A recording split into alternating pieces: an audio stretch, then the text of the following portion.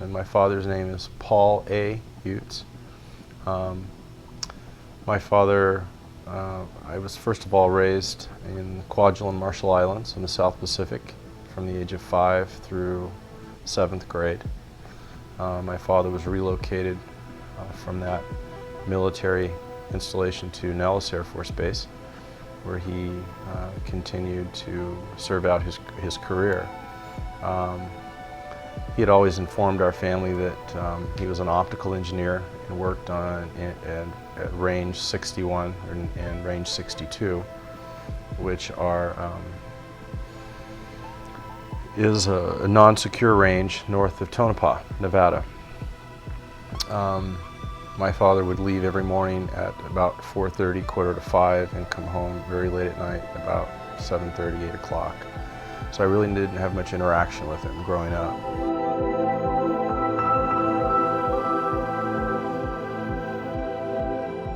First of all, he would leave at the airport. We lived very close to the airport, very close to where Wayne Newton lives in that area of Las Vegas. And he would get on a 737 aircraft that was unmarked, that did not have any identification numbers on it. There was a number of them, maybe 5 or 6 aircraft in the fleet, and he would leave on this aircraft every morning. He did a lot of TDY missions.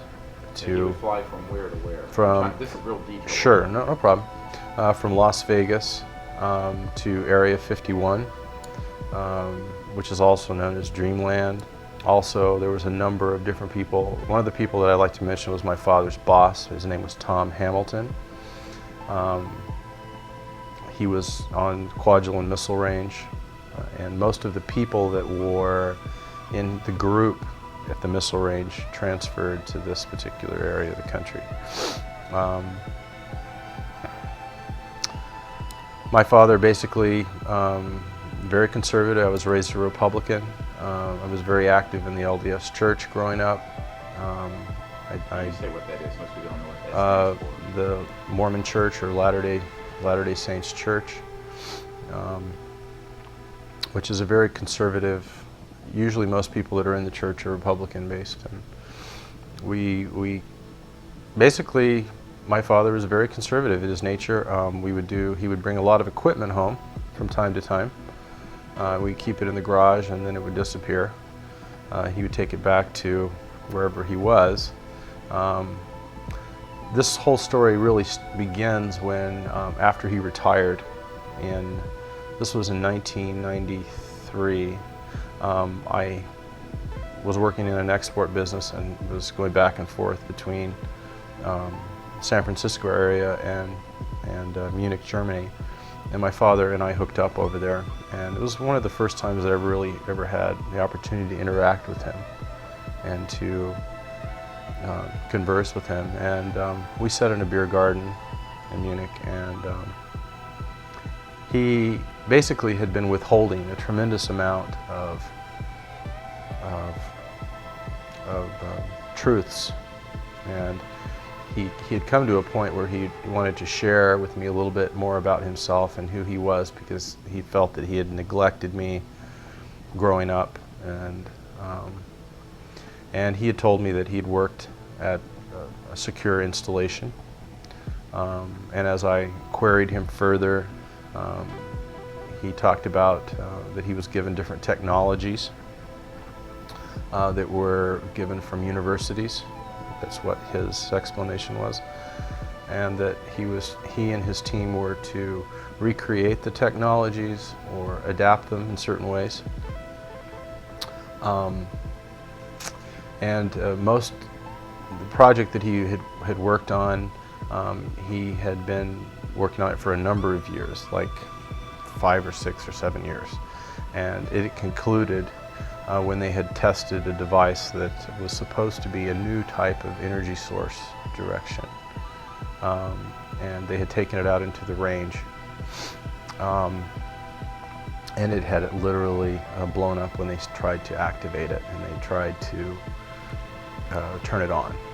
One of the things that he found interesting was that it had a lot of organic composition within the material structure, and My father isn't a very detailed-oriented person because he lives a whole life of secrets, and I think this is more of an emotional issue for me because my whole life I thought my father was somebody else than he really was, and my parents divorced after 28 years of marriage. A lot of these reasons occurred. I remember in high school my father was getting security clearances that he called a family meeting and had literally said, you're going to be investigated. I'm going through a process right now. And my father told me that he was going for a Q clearance, and he was a GS-16 rated in government service. He had started at White Sands Missile Range in his career, and then continued on through his whole career during the same direction.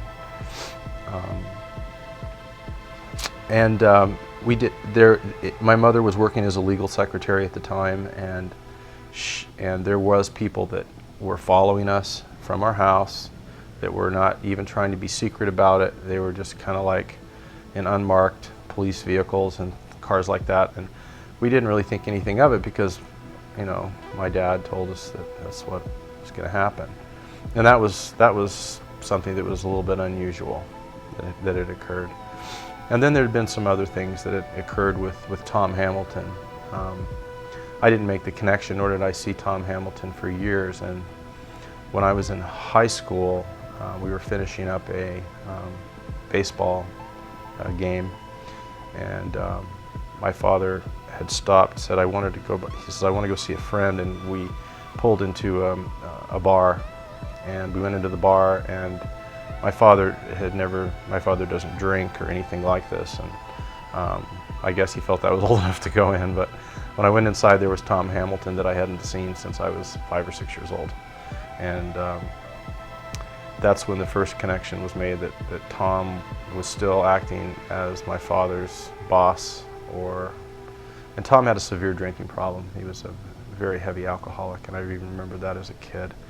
And then that's what started the whole perspective of what does my father do, you know, the planes that he gets on, what is he doing, where is he going, what kind of equipment is he bringing home. But I do remember him getting frustrated at one time when he took a bunch of equipment that he had to Dreamland, and one of the rules he told me is that nothing comes out of there. This is anything that comes in there stays there, even all the trash and everything. And he also did a lot of TDY trips to Mercury. What is TDY? It's a temporary assignment of duty, I think. But he would do a lot of to Dugway and to and a lot of different bases, where he would go. He says that it was developed by a university and that it was a technology, and that his group and his team were developing it further and studying it further, and that it had organic components and organic, almost like it had a consciousness. And he wasn't given the whole piece. He was only given a certain aspect of it, and I think that there was other teams working on other aspects of the same unit, and I think that was part of the security protocol to keep things segregated and not, need to know basis type of thing. And when they tried to reinvent it, it blew up. I don't think my father would have told me any of this if he hadn't been intoxicated, and I think as the years get older, that right now my father is a very miserable person because he doesn't have any family anymore. He's retired. He's very wealthy, and we really don't understand a lot of where he gets a lot of his funding, his money, because we were raised upper middle class, but we didn't have excessive anything. But Is that suspicious to you, given the kind of projects you do? Well, I'm working hard right now. My mother's working hard right now. We're all working, and my father is going to Club Meds all around the world, one after the other, bored with his life and unfulfilled in his soul.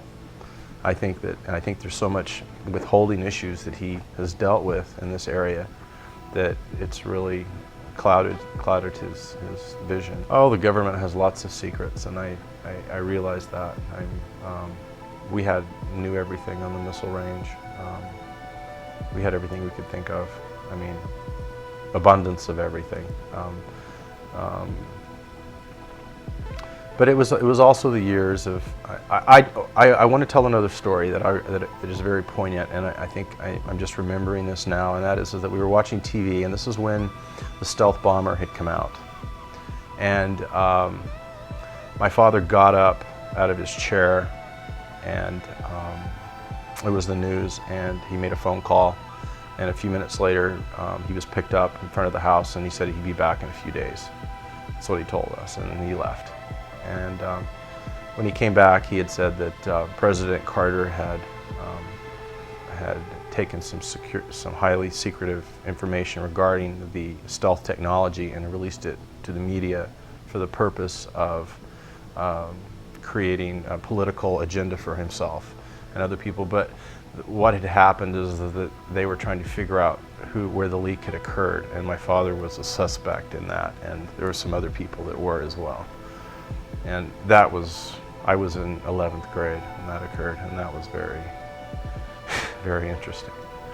Well, we didn't really operate as a family unit, being open about our feelings. Everything was kept a secret, and so that was carried on, even my mother, and so it affected us as human beings, and when I graduated school, it was very difficult to interact with people because I felt that there was a lot of discord that was going on, and what is the truth and what is a lie, and where do they come together? And so I had a lot of values about that. I had a lot of issues with that, and the way that I dealt with that personally is I just left the scene the moment that I could financially and after my education to go do what I wanted to do and just ignore him. And we really kept at a distance for quite a number of years until the encounter in Germany where he broke down to me. It's amazing that I remember some of these names like Tom Hamilton, because I think he was such a main psychological visualization of somebody that I would see a number of years apart, and he was always drinking martinis, and he was trying to cover up the pain, and that's the way I look at it now. It's like there was a pain that he was covering up, being involved with all of this, and his son Timothy, that I kind of saw later, a number of years later, had a lot of the same issues that I did with my father. Didn't really interact with him. There were a lot of secrets, a lot of separation. But my father had a lot of access. I remember going up to secure areas on Range 61, which is just east of Tonopah. It's mostly that whole area east of Tonopah. And he had all the keys and all the codes and special badges, and he would, we'd go through locked security gates and then take government trucks and government vehicles. And I was always amazed because my father wasn't a military man and really despised the military. Didn't really respect a lot of the upper ranking officers. He would always say, Mr. Edwards or somebody, I don't like him, or he always had something negative to say. So there was always contention going between the civilians and the military. Who did he work for exactly? The civil service. So what branch? He was a GS-16, and which is a government service rated, which I think it's an equivalent to what like a lieutenant colonel would be, if you were to compare them. And he did have some sort of authority in that direction. Air Force, or who was he assigned? Air Force. I think it just really added up when he started telling me that he really wasn't the optical engineer that he had told me he was, and that he was involved with a number of different scientists, and he had a part in this team to create a new energy source, and that's what they were doing. I think that it had to do with the promotion that he had. It was called a Q clearance, but and it did change a lot of markings on his badge. I mean, he had a badge and it had his photo on it, and there was a number of squares that went all the way around it, and for years there was only certain squares filled in. And then when he received this other clearance, then there was all of them filled in except just a few that weren't filled in. So I don't think that he had complete access